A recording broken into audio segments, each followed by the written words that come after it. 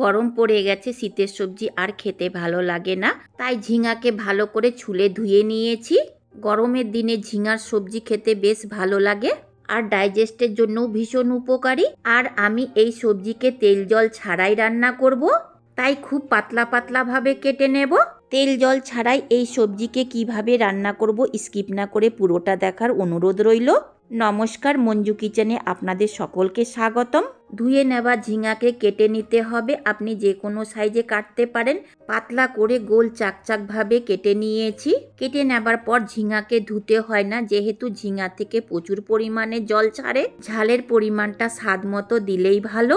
আমি দুটো কাঁচা লঙ্কাকে কেটে নেব। আপনি পরিমাণে এর থেকে বেশিও দিতে পারেন, যেহেতু ঝিঙের সবজি একটু খেতে মিষ্টি মিষ্টি লাগে। সবজিকে রান্না করার জন্য চলে যাব ওভেনের দিকে। ওভেনকে অন করে ফ্লেমকে রাখবো ফুল। ফ্রাই প্যানে দেবো 1/2 টিস্পুন পাঁচফোড়ন। ফ্লেমকে লো টু মিডিয়ামে করে ততক্ষণ ভেজে নিতে হবে যতক্ষণ এর থেকে খুব ভালো একটা গন্ধ না বেরিয়ে আসে। আপনি 1 টিস্পুন মতো তেল দিতে পারেন। নেড়ে চেড়ে 1 মিনিট মতো ভেজে নিতে হবে। হালকা লালচে হলেই দিতে হবে একটা মিডিয়াম সাইজের টমেটো পেস্ট। যতটা টমেটো পেস্ট আছে সেই পরিমাণ মতো নুন।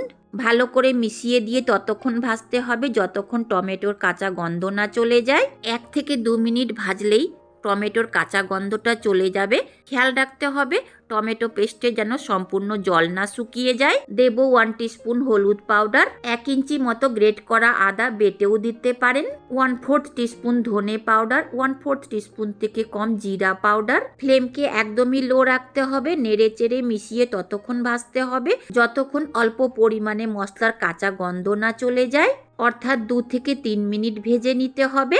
মশলাকে পুরোপুরি কষিয়ে নেবার জন্য দিতে হবে 1/2 কাপ সেদ্ধ করে নেওয়া ছোলার ডাল। ঝিঙের সাথে ছোলার ডাল দারুণ স্বাদ হয়ে থাকে। ভালো করে মিশিয়ে 1 থেকে 2 মিনিট রান্না করে নিতে হবে আর ততক্ষণ কষিয়ে নিতে হবে যতক্ষণ ছোলার ডাল একদমই ভাজা ভাজা না হয়ে যায়। টমেটো পেস্ট আর মশলার কাঁচা গন্ধ পুরোপুরি চলে গেছে। ছোলার ডালটাও একদমই ভাজা ভাজা হয়ে গেছে। দিতে হবে কেটে নেওয়া ঝিঙা। আপনি এর মধ্যে খুব পাতলা পিসে কাটা আলুও দিতে পারেন। আলু দিতে গেলে অবশ্যই অল্প পরিমাণে জল দিবেন। ঝিঙের পরিমাণ মতো দিতে হবে লবণ। ছোলার ডালকে লবণ দিয়ে সেদ্ধ করেছিলাম, তাই বেশি লবণ দেওয়া দরকার নেই। ঝিঙা প্রচুর পরিমাণে জল ছাড়ে, তাই আলাদা করে আর জল দেব না। নেড়ে চেড়ে মিশিয়ে ঢাকা দিয়ে রান্না করব।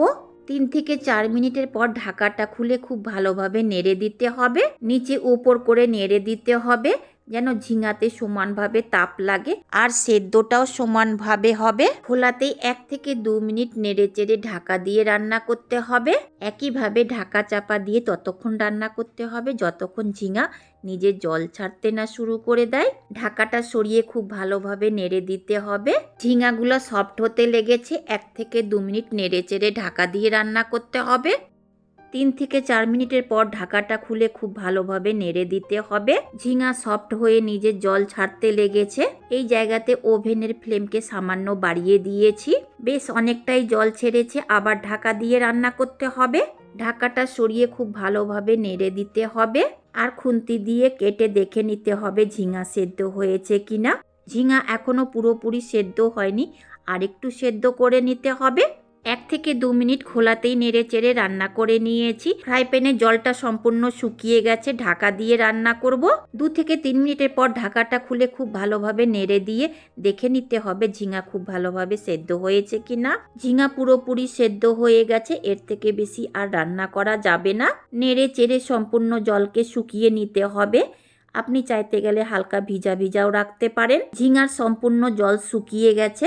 ওভেনকে অফ করে কিছুক্ষণ ঠান্ডা করে নিতে হবে। তৈরি হয়ে গেল ঝিঙা ছোলার ডালের শুকনো তরকারি। প্লেটিং করে নিতে হবে। এই তরকারিকে আপনি ভাত রুটির সঙ্গে খেতে পারেন। অ্যাকচুয়ালি এই ঝিঙে ছোলার ডালের তরকারি এক পেশেন্টের জন্য তৈরি করেছি, তাই ইচ্ছে হলো আপনাদের সাথেও শেয়ার করি।